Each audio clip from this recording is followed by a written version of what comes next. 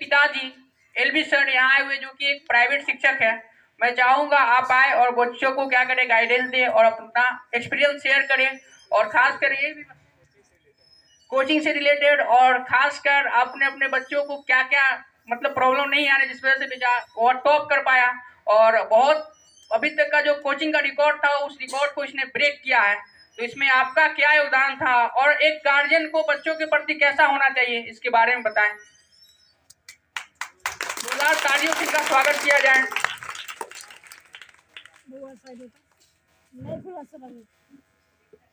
आप सबको नमस्कार।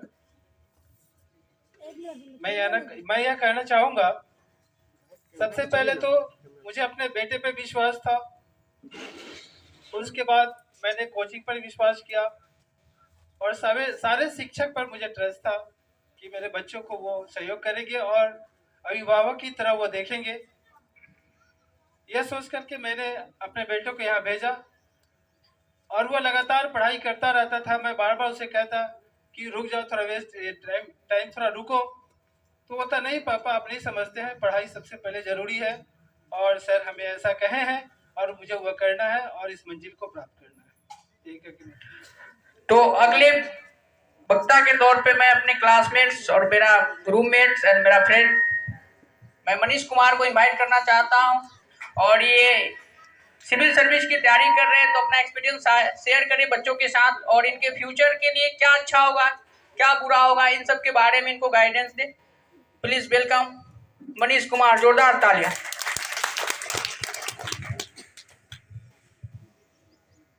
सभी बच्चों को मैं बहुत बहुत बधाई देता हूं, जो आपने इतना ज़्यादा मेहनत किया और इतनी बेहतरीन मार्क्स प्राप्त किए। अभी आप 10th पास किए हैं बहुत ही बेहतरीन मार्क्स ला करके।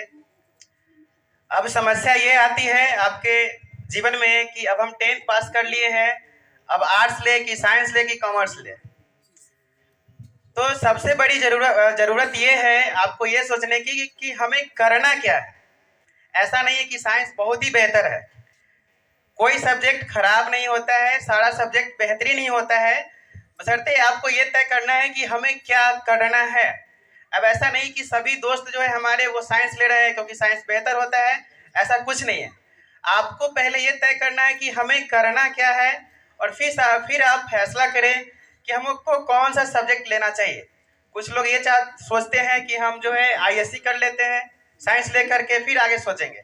ऐसा नहीं है। मान के चलिए कि आगे चल करके आपका मन हो कि हम सिविल सर्विस में जाए या कुछ भी करें, तो फिर अगर आप आईएससी करके आप आर्ट्स ले रहे हैं तो फिर थोड़ी बहुत मुश्किल होती है। अगर आप 11th 12th 2 साल आर्ट्स पढ़े हैं, फिर 3 साल उसी सब्जेक्ट से ग्रेजुएशन करेंगे, तो आपका सब्जेक्ट क्या है, सब्जेक्ट में पकड़ आपको बहुत ही बेहतरीन हो जाएगी। इसलिए आपको पहले ये फैसला करना है कि हमको अब आगे करना क्या है, और ये बहुत ज़्यादा ज़रूरी है। जैसे कि ये शिक्षा किस तरीके से है, ये शिक्षा जो है बिल्कुल रास्ते की तरह है। आप चलते रहिए, रास्ता कभी भी ख़त्म नहीं हो सकता है। उसी तरीके से अगर हमको मालूम है कि मुझे मुजफ्फरपुर जाना है या पटना जाना है, पहले हम ये तय करते हैं। अगर हमें मालूम है कि मुझे पटना जाना है तो हम सबसे पहले निर्णय लेते हैं कि सबसे जो शॉर्टकट रास्ता है वो क्या होगा, वो कौन सा होगा। इसी प्रकार हम ये तय कर लेंगे कि हमें जाना कहाँ है, हमें करना क्या है, तब हम सब्जेक्ट को सिलेक्शन करेंगे, तब हमारे लिए बहुत ही ज़्यादा बेहतर होगा। और शिक्षा के बारे में तो हम ये कहेंगे कि अभी खास करके लड़कियों के लिए कि आपके लिए शिक्षा का कितना ज़्यादा महत्व है, ये आप अपने समाज में, गांव में, यहाँ तक कि घर में भी देखते होइएगा कि अगर जो लड़की, जो स्त्री, जो औरत पढ़ी लिखी नहीं है, वो अपने घर में क्या गुलामी की तरह रहते हैं। उनको घर से बाहर न निकलना, न कहीं जाना आना, बस घर में बस सुबह उठना है, बर्तन धोना है, खाना पकाना है, बच्चों को खिलाना, यही काम करना है। आप घर से बाहर कहीं नहीं जा सकते। मतलब आप सोचिए कि अगर हम 24 घंटे घर में रह लेते हैं तो हमको कैसा फील होता है। अब आप वो एक स्त्री से जाकर के पूछिए, औरत से जाकर के पूछिए कि वो जो पूरी जिंदगी एक घर के अंदर में गुजार देती है, ये सब क्यों होता है। आप शिक्षित नहीं है, इसीलिए आपको घर में रखा जाता है, आप घर से बाहर निकल नहीं सकते हैं। इसलिए खास करके लड़कियों को शिक्षित होना बहुत ही जरूरी है, ताकि जो है आपके साथ भी वैसी परिस्थिति स्थिति आपके जीवन में ना आए।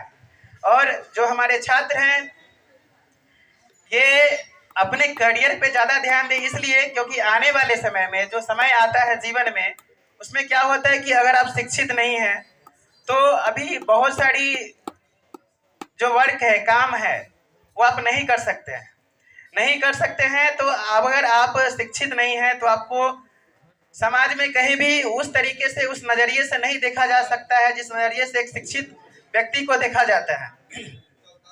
अतः आपको शिक्षित होना बहुत ही ज़्यादा जरूरी है। अगर आप शिक्षित होते हैं तो आपका जो महत्व है वो अपने समाज में एक अलग लेवल का रहता है, जिससे कि आप किसी को भी कोई भी बात आप समझा सकते हैं।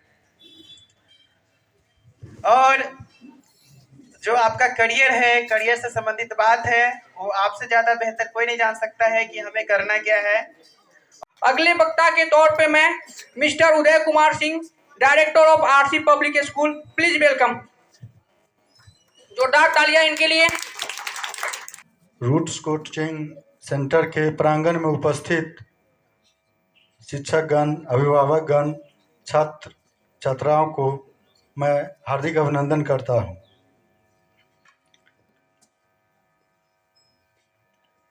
हम लोग भी मैट्रिक 89 में 89 में पास किए थे बोचहा हाई स्कूल से, और उस समय 103 स्टूडेंट्स अपियर हुए थे, जिसमें मात्र 25 बच्चे पास किए थे, और उसमें एक ही बच्चा फर्स्ट डिवीज़न पास मैंने हुआ था।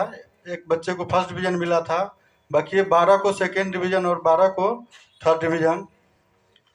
और